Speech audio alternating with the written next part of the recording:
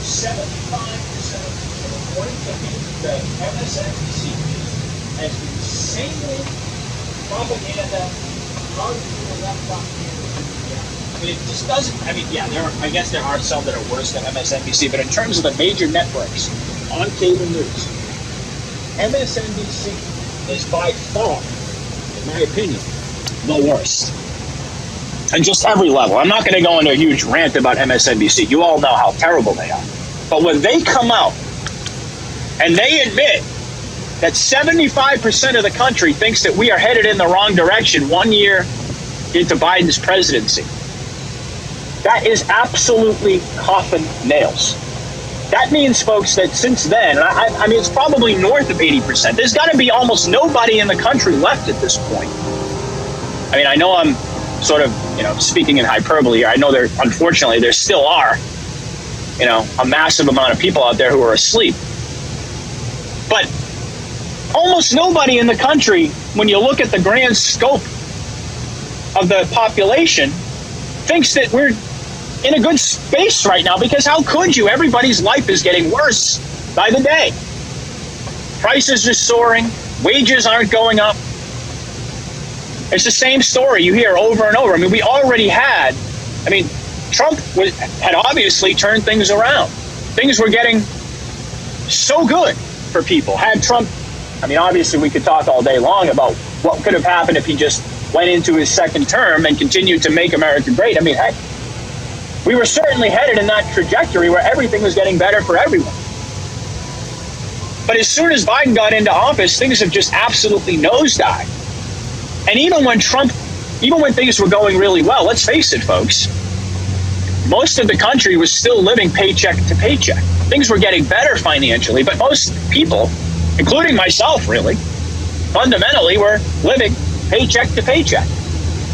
And now they still are, and everything is soaring. Gas prices are soaring, which means everything else goes up along with that. And that affects everybody. It doesn't matter what your politics are. They don't ask you what your politics are at the grocery store. So this is affecting everyone. So we are building and have been building that consensus. Now, I do believe that what happens as people admit finally that there's a problem is they start to really question, okay, well, there is a problem. Why is there a problem? Well, Joe Biden. They have to start admitting the Joe Biden administration is the problem, or is at least part of the problem. Well, why is that? Well, I voted for Joe Biden. This is obviously not me talking. This is these sheep out there. I voted for Joe Biden, so maybe I should think about why I did that. Maybe I should think about the people who told me or led me to believe, including Biden himself, but not just Biden, the mainstream media, all these pundits out there who said how great Biden was and propped him up and made him look like he was going to turn everything, this horrible situation that we were in under Trump, which of course, is completely false. But they did everything they could to create this illusion, and it stuck with a lot of people because that's the way news media is now. It's completely weaponized. Wall to wall, it was just nothing but negative anti-Trump. And so it's like, no matter how good things were trending, no matter how good things were getting, unemployment at historic lows, he was just left and right, doing the right things, making the right moves. People were starting to feel some relief. Some more than others, obviously, because let's face it, to turn things around, even in their fake economy, was going to take some time. But Trump accomplished all these things, and yet still the mainstream media was able to convince everyone, at least not everyone, but certainly everyone who voted for Biden, that despite all of these things, we were headed in the wrong direction under Trump, and we needed new leadership under Biden who was going to restore America's soul. Who got hoodwinked, they have to be asking themselves these questions and evaluating where they got their information from. And what's the next step? Well, you start to realize, just like all of us, that information source is lying to you. And if they lied to you then, they're lying to you now. This is, of course, what all of us discovered as we woke up, right?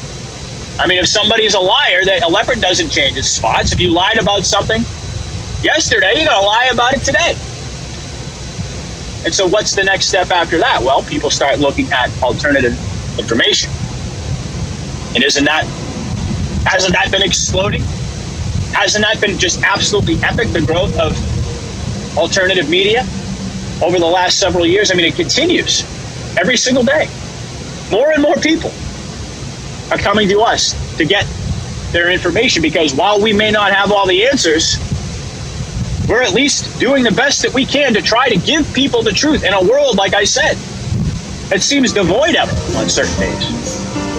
In fact, most, depending on what lens you're looking at.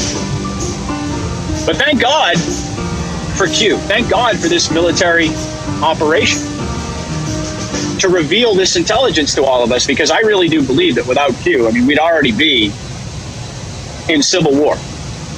Because there's no possible way that patriots out there, and I've said this many times, I don't think there's any possible way that patriots out there at this point would have allowed the situation to get this bad if they didn't believe in Q and the whole devolution continuity of government, or shadow government, however you want to say it. I mean, if this really hadn't become, I guess, a trusted plan inside of the minds and the hearts of most patriots out there, we would already be at war. And the reason that we're not is because of all this intel that has never happened before. And I'm not going to sit here and pontificate about why I think Q isn't a psyop. I mean, it's like preaching to the choir at this point. But suffice to say, without all of this information, number one, we wouldn't know all the things that we know now. We wouldn't even know a fraction of them. And number two, well, we would see violence. Because when people don't know, when circumstances continually get bad, and they go from bad to worse, and then they go from worse into a near-death experience, and there's no source of information out there that's telling folks, don't panic, don't worry, this is all part of an elaborate plan, a military operation. Now again, a lot of people want to sit there and they want to say it's a psyop, and they want to say that's kind of I guess you could say, a textbook example of a psyop to keep patriots from rising up. And, in some levels, I can't argue with that. However, I've also made the case, and I'll make it again here briefly, that really, at the end of the day, we're going to find out one way or another how this unfolds. We still have our weapons. We still have our teeth. We still have the ability to fight back. And not for 1 second has that been, I guess you could say, stripped out of us, as our fighting spirit dwindled. If anything, I mean, if you're like me, and I know all of you, in certain ways at least, you resonate with me, you listen to me because of that. So if you're like me, your desire to fight has only gotten more intense as time has gone on. So this whole argument that, Q is a psyop because what's happening is that they're basically trying to run out the clock and trying to, I guess, have us sit in the pot and have us slow boil, and they're going to basically eliminate our fighting spirit as a result of this psyop. I mean, that's kind of the essence of this argument. And I've always said that, I don't have all the answers here, folks. I obviously don't believe that Q is a psyop, but like I said, even in the event that the information that's been put out there turns out to not be true, and they actually start to make moves on us, they really think that at that point we're going to know, oh no, we're not going to fight back because of, we're going to sit back and we're going to trust the plan when people are banging on our door trying to take our guns, trying to take our kids away. I mean, what the hell do you think is going to happen then, folks? I mean, it's so obvious. They haven't done anything to as far as our ability to fight, they've only strengthened the will and the resolve of patriots. And I've also made the argument too. I mean, at this point, we're kind of on a razor's edge here. It won't take too much for people to just say finally that they've had enough and they're going to just take matters into their own hands. And if they cross these types of lines, I've said it before, that's exactly what's going to happen. And nobody is going to be able to dial it back. Because if this country is brought to that point, and whoever's in control behind the scenes, whatever's happening, leads us to the point where people feel desperate enough to take up arms, no one's going to be able to stop it once it happens. And I think that I certainly do believe that the White Hats are in control, and I do believe they're going to do and have done and will continue to do everything that they possibly can to prevent that from happening. Because like I've talked about, I mean, recently I talked about Jetson White's 411 takeover part 1. I did a podcast on it. I do believe that the military is in full control. I do believe, as Jetson does, that they have taken control and maneuvered into D.C. I mean, if you look at all the Monkey Works sit reps that he includes in his videos, if you look at all the information he's putting out there, I mean, folks have to go and check this stuff out. Not enough people are really talking about Jetson's work, in my opinion. I mean, this is absolutely brilliant work, and I do believe he makes a pretty compelling case that on 411 some major things happen. And if you believe, as I do, that the McAfee account is a continuation of the Q project, and Juan has made that very, very clear. In fact, I think that the account itself made it very, very clear when they changed their avatar to a Q. And if you believe that, and you look at all the stuff that McAfee is putting out there, I mean, I'm leading more and more in the direction of really taking the ideas that Jetson is presenting very, very seriously. And I always have. But they point in a very different direction. They paint a very different picture in a lot of ways. But regardless of how you want to view it, I think that everyone out there has to understand that things on the surface are going to continue to devolve. And this devolution process, this continuity of government process, is going to continue to get worse and worse. And I believe that through the summer, it's very likely that the enemy is going to continue. I think it's probably just almost a foregone conclusion, unfortunately. I pray they're not successful, but I think it's a foregone conclusion that the enemy is going to continue, as Q told us, to launch false flag attacks. We have to be vigilant. We have to remember that we're not done here. And I think most of us understand that. But in the grand scheme of things, I do believe that there's a big event at play.